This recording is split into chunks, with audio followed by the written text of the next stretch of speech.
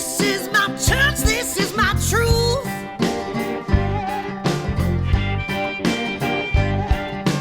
It don't leave me empty. I got a right to preach these blues. No, I don't sing pretty, but I sing every word straight to you. Oh, yeah. Sing pretty, ooh, sing pretty, sing pretty, ooh, sing pretty, sing pretty, ooh, sing pretty, sing pretty, ooh, sing pretty, sing pretty, ooh, sing pretty, sing pretty. Sing pretty, sing pretty, sing pretty, sing pretty, sing pretty, sing pretty, sing pretty, sing pretty, sing pretty, sing pretty, sing pretty. Sing pretty, sing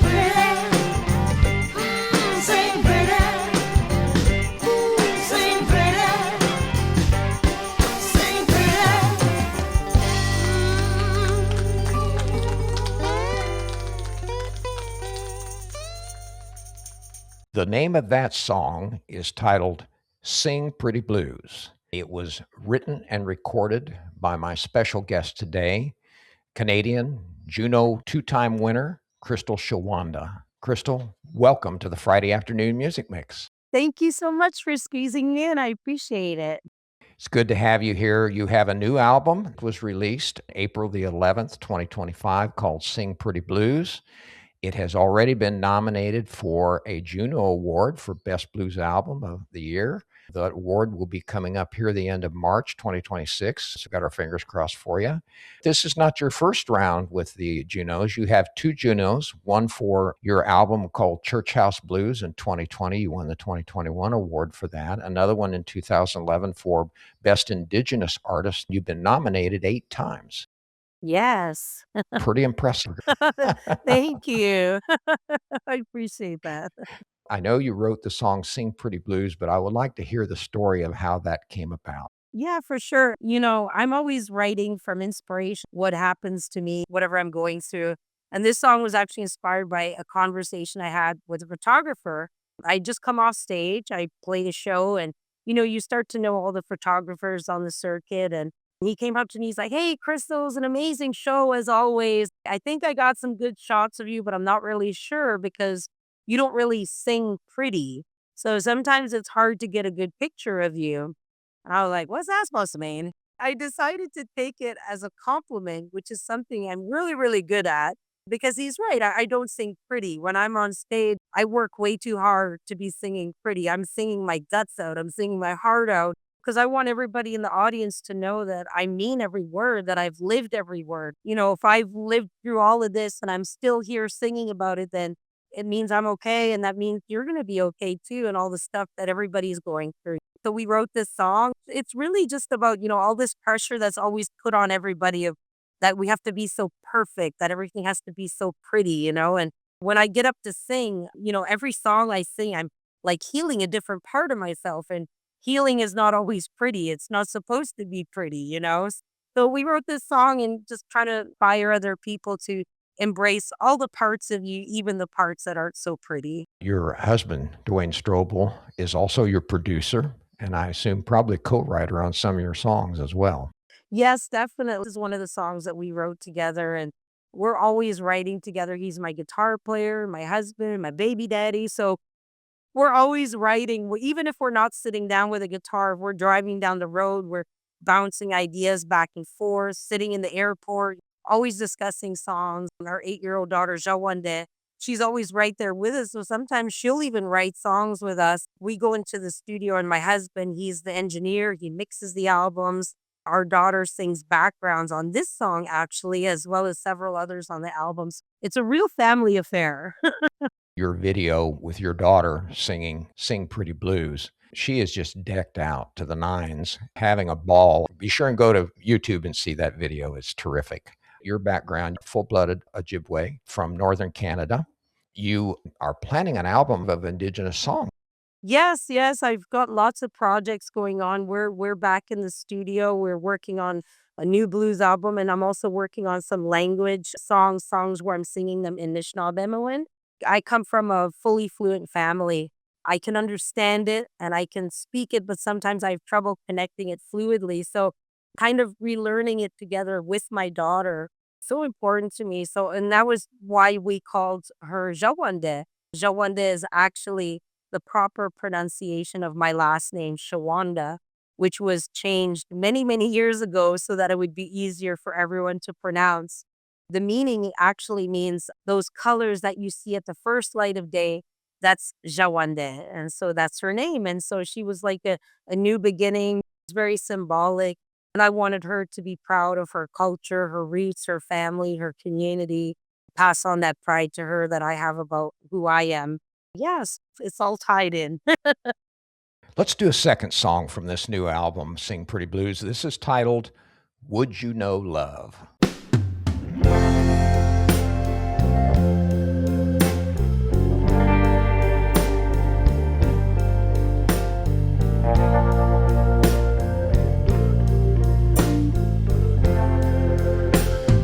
There you go, baby, with another girl, making it all look so real.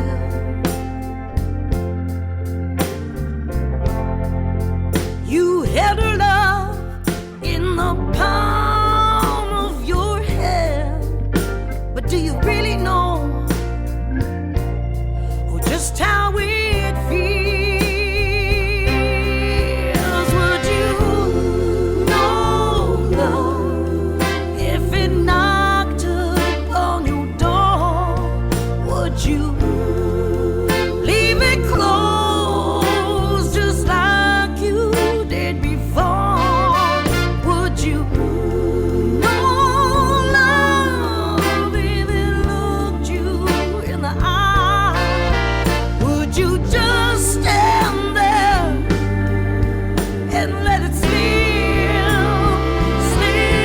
on by?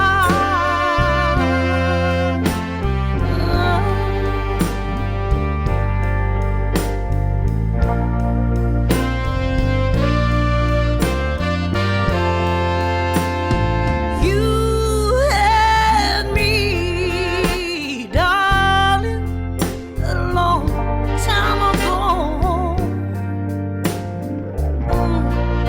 But you were searching all the while.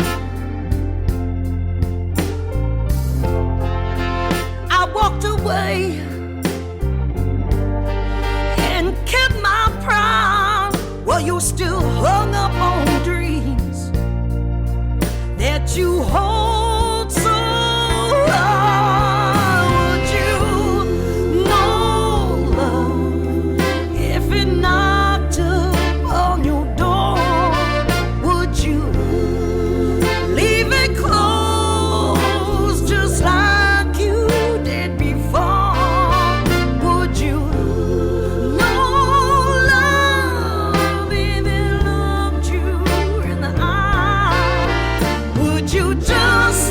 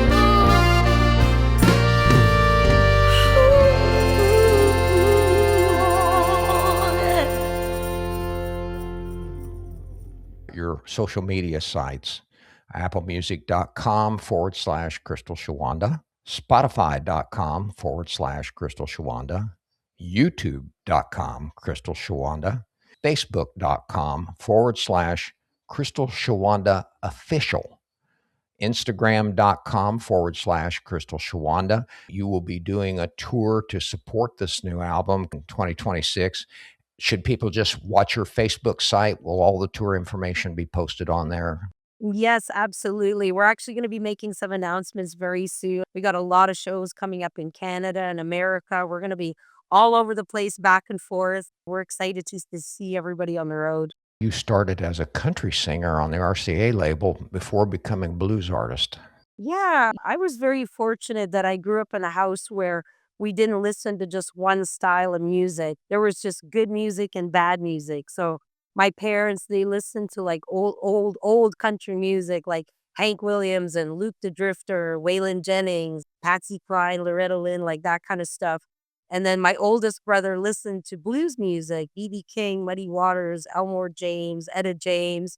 My other brother listened to Ozzy Osbourne and AC/DC and Steve Earle and stuff like that. So it was very eclectic. So I was inspired by all of these sounds, all of these artists, all of these storytellers. So I started out my career in country music. It was my dad who said, you have to pick one so that you can start in a direction and then you can build from there. If you want to switch to something else later, you can always do that. So that's what I did. Nashville, Tennessee was Music City, and I grew up on stories of the Grand Ole Opry from my grandpa. That's where country music was made, and that's where the songwriters are, and that's where the best of the best go. I was so anxious to go there and prove that I was worthy, get mutual respect, camaraderie of the musicians there, and to learn from them, to have them be my mentors. That's what it was always about for me. Through that process, I ended up scoring a record deal with RCA Records. And when they signed me, I was singing in the back room of Tootsie's Orchid Lounge. And they walked in and I was singing Janis Joplin and B.B. King and Etta James and Big Mama Thornton. And they were like, wow, that's amazing. Is this what you want to do? Or would you consider signing a deal to do a country album? And I'm like, hey, I'll sign the contract. I'll take your money. I was born to boogie. And it was an opportunity of a lifetime. And I learned from the best of the best. And they taught me how to be an artist, like a real artist. They gave me media training. I was just this kid fresh off the reservation. And, I had this really thick res accent. I didn't know how to talk or how to act. And they helped me with all of that, how to be a professional. It was incredible. We released my first single, my first album, and I became the first Indigenous artist to have a #1 song in Canada and America on the media-based chart. My album debuted at number 16 on the American Billboard Country Music Sales Chart. I got to perform at the Grand Ole Opry. It was amazing, and I should have been the happiest I've ever been, but I wasn't, and I felt like something was missing. Next thing you know, I started writing these songs that sounded like blues music. I didn't know what to do with that. I parted ways with RCA, and I felt like because I appreciated the opportunity so much and I respected everyone I was working with, somewhere along the way, I lost my voice. I became too eager to please. I forgot who I was as an artist. That's why I started my own record label, New Sun Music, in 2010. It was so I could have the freedom to explore, experiment, and figure out who I really was. That's when I released my first blues album, The Whole World's Got the Blues. It felt like I was letting a bird out of a cage and like, oh, this is who I am. And that's how I got here. Let's do a third song. This is another one of your original songs called Stop Funking Around.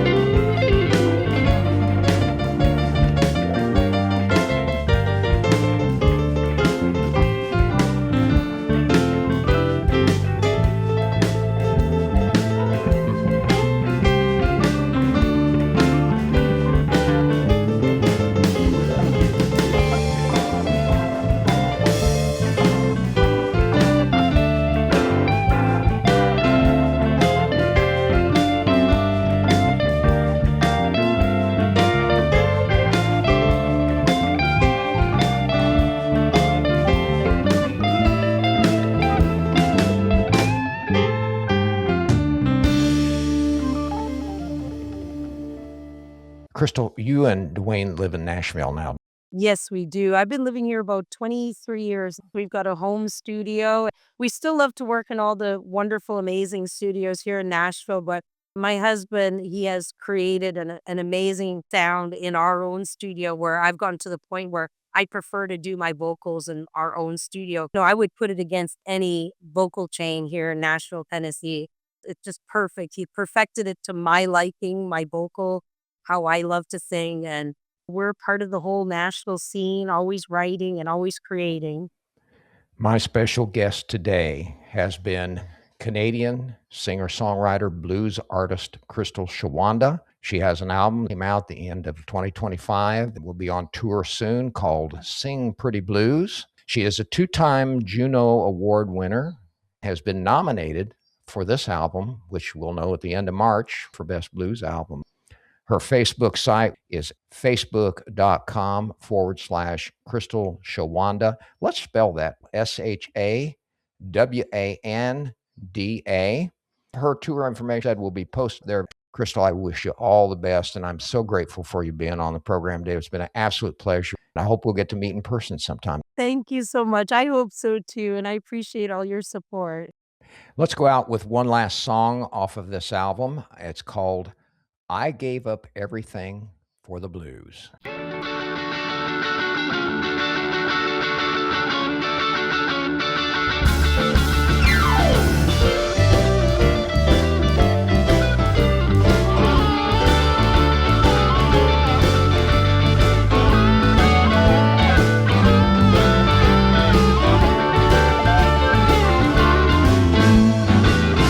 down that two-pack, have a yesterday. Clear out that shot glass as I watch it break. Bottle turned upside down in the tray. Those wild men, well, that's a whole nother thing.